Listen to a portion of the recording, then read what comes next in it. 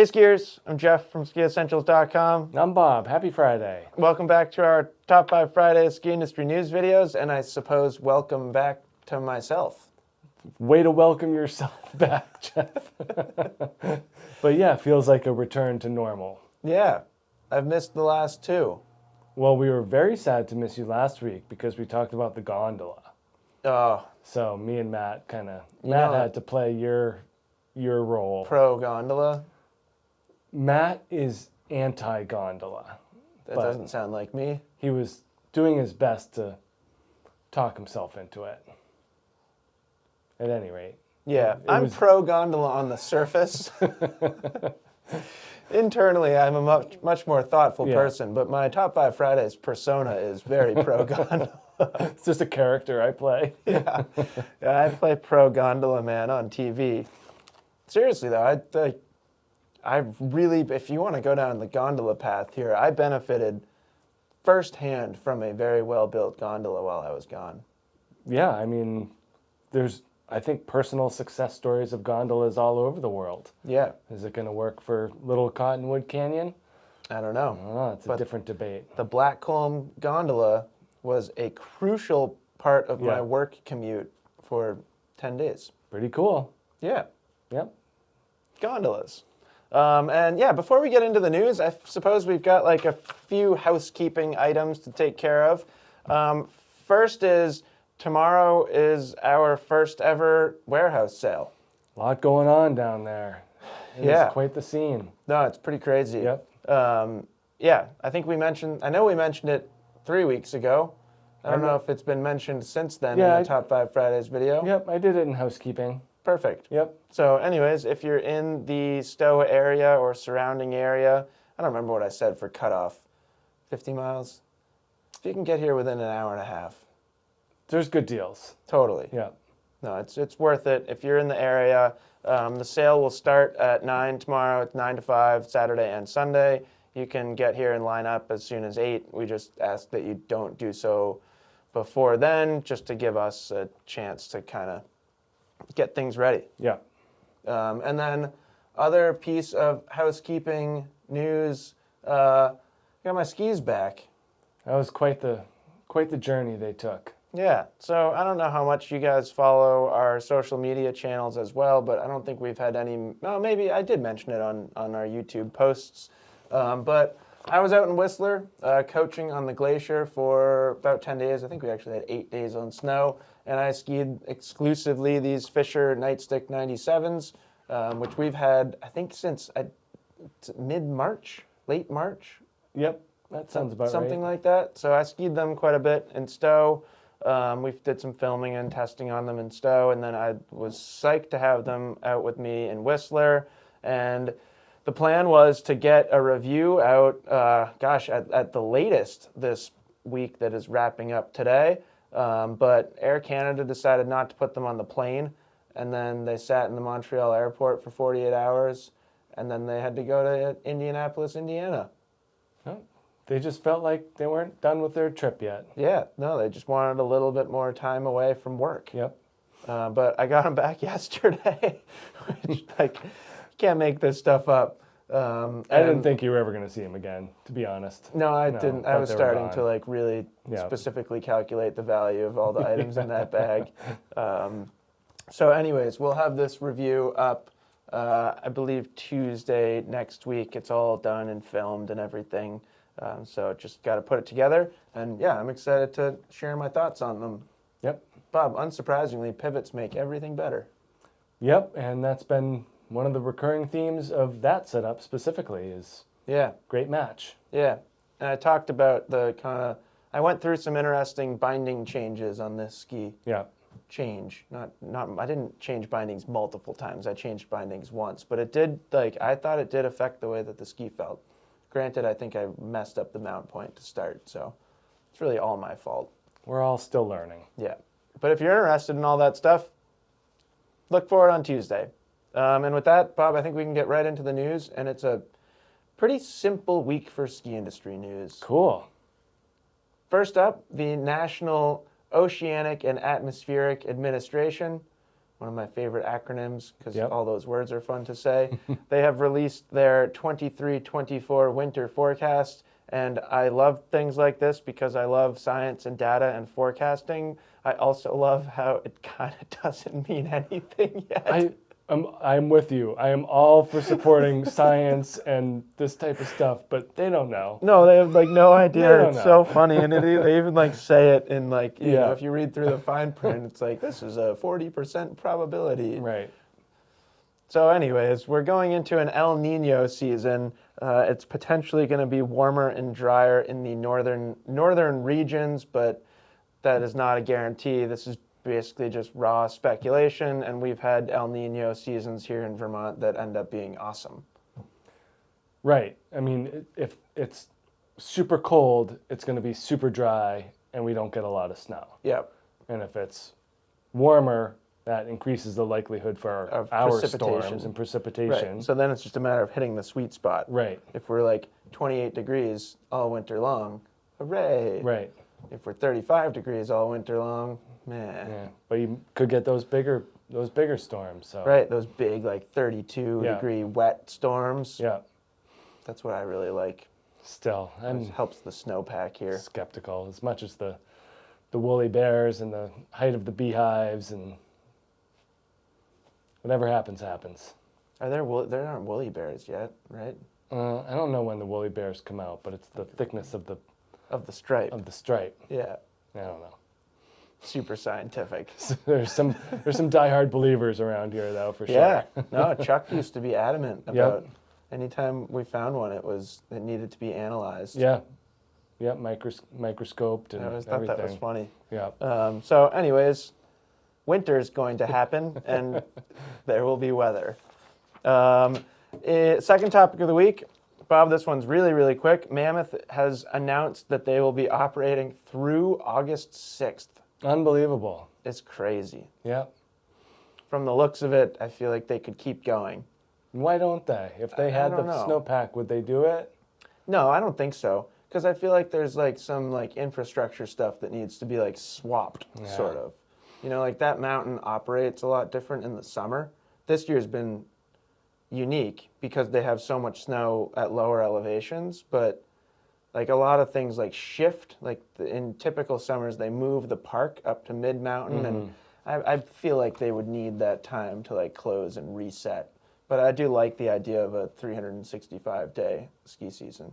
Or maybe they need to do like lift maintenance or, Right, run through these things. There must be some sort of like annual lift safety assessment. But other than that, seems like they would Yeah. go for it. It's just going to get colder after Seems feasible. after Right. mid-August. Right, and there it gets cold Yeah. early. I remember when I moved out there, I'm pretty sure we were skiing in October. Right. So, pretty cool. Anyone that's lucky enough to be skiing Mammoth right now, I am jealous. Even though I literally You just went skiing. I'm still jealous. We were talking about it while we were in Whistler. Yeah. Like Mammoth conditions right now, or while Yeah. we were in Whistler, which is normally one of the best summer skiing destinations in North America, Mammoth had better terrain and Right. snow conditions. Right. Like you can ski. Yeah, and their park is Yeah. better and all that stuff. So I am legitimately a little bit That's jealous, fine. even though skiing's really fun. Yeah. I kind of forgot. Yeah. After a few months off, it's Yeah, always a weird sensation. What a crazy sport. I know, right? Love it. And then third topic of the week, France has emerged as a last-minute contender for the 2030 Olympics. For a while now, it was looking like Sweden was a pretty safe bet for host, but this past week, France threw their name into the hat. Don't really have any specific details on where it would be or where certain events would be hosted or anything like that. But obviously, we do know that Paris is hosting the 2024 Olympics, and this is kind of an interesting test of whether the International Olympic Committee is willing to have almost back-to-back Olympics in the same country. And we talked about this 2 weeks ago when you weren't here, that Sweden was the front runner, and now they're throwing this at us and News happens fast, making Bob. us look silly. That's why we're here. We're at the forefront Yeah. of ski news. But the whole thing was like Sweden had no real opponents. Ah, So well, now they've got a major opponent. yeah, they were pretty much, running against themselves. What would the city be? Stockholm? The ski area was in like the Latavia area. I don't even really know why I'm asking this question because my knowledge of Sweden is pretty I limited. think RA was the Aura? or is that how it's pronounced? I think so. Then I got it Whew, wrong. look at me. But that was one of the ones listed a Yeah. couple weeks ago. That's kind of the spot. one of the biggest, bestest resorts. Yeah. It's where Yoon is from. Cool. Yeah. So, anyways, that'll be interesting to watch. And then, last topic of the week, Ski Magazine has a nice highlight on Rad Smith, the man taking over for James Nihus. I think that the Rad Smith is a made-up name. I mean, is Rad Smith the raddest name? For someone whose last name is Smith, If your gotta be. name is Rad, does that mean it's the raddest name I think so. in both senses of the word? It's the name that is most spelled rad. Also seems pretty rad. I wonder how many times he has to correct people that are like, Rod? He's like, no, Rad. Oh my God, what's the movie that I'm thinking of? Rad? No. Oh gosh, we're gonna have to come back to this in a later Top 5 Fridays. Hopefully there's some Rad Smith news sometime down the road and my memory works a little bit better. Anyways, seems like an awesome guy, very talented artist, interesting background, digital art, and maps as well.